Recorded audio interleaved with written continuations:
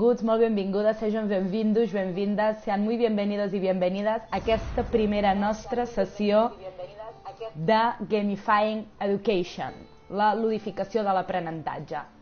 Cada dilluns al matí farem una mini sessió aproximadament d'una hora on tractarem alguns dels abans dels resultats meravellosos que té directament això sobre el videojoc.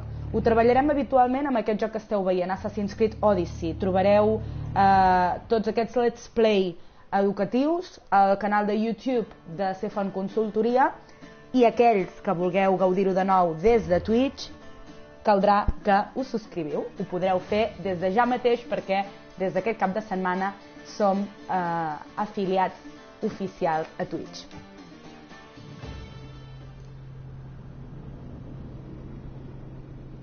M'agradaria començar parlant-vos una mica i saludo ja el primer usuari que ens arriba. Comentava que parlarem cada dilluns aproximadament durant una hora sobre la ludificació de l'aprenentatge i les avantatges que té aquesta espècie d'apropament educacional per motivar els estudiants a aprendre a través de l'ús de videojocs, però no només a través de l'ús i a través del disseny, sinó també els efectes que neixen de quan consumim i de quan ho fem en moments molt determinats per experimentar determinades millores. De manera que de tot això en parlarem i per tant el xat està absolutament obert durant aquesta hora, que repeteixo serà cada dilluns, i durant aquesta hora us acompanyarem amb Assassin's Creed, que és un panorama més amplíssim que ens dona per posar molts exemples i per parlar molt bé sobre algunes d'aquestes qüestions.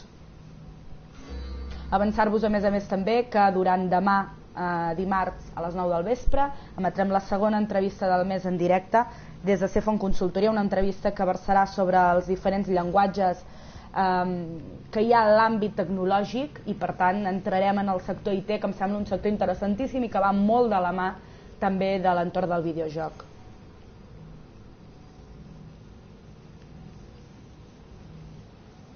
Sabeu que un dels majors objectius és maximitzar el plaer i el compromís a través de la captura de l'interès, però també inspirar.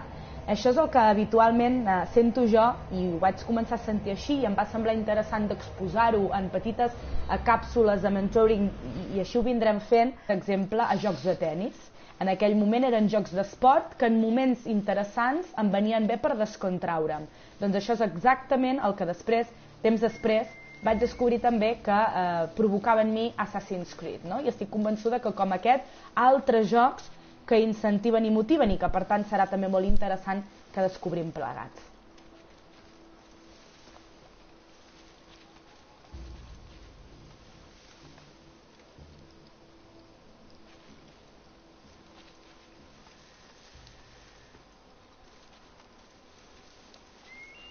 Podreu deixar les vostres preguntes si les teniu a través del xat, bé sigui d'aquest canal de Twitch, també a través del xat de la consultora o a través també del nostre correu electrònic de twitchgirl@tina-font.com.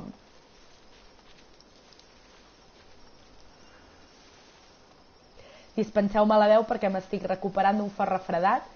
En tot cas, els professionals sempre estem al peu del canó i per tant això és el que intentem una vegada més també aquest dilluns i demà dimarts, recordeu, entrevista a Esteve Camps de l'àmbit del sector tecnològic, una entrevista que promet.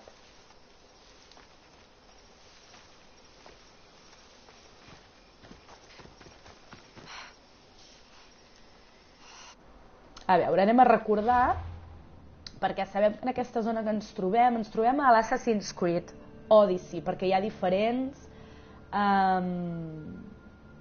volums de joc. A veure, se m'indica que la qualitat de la connexió no és molt bona, anem a veure.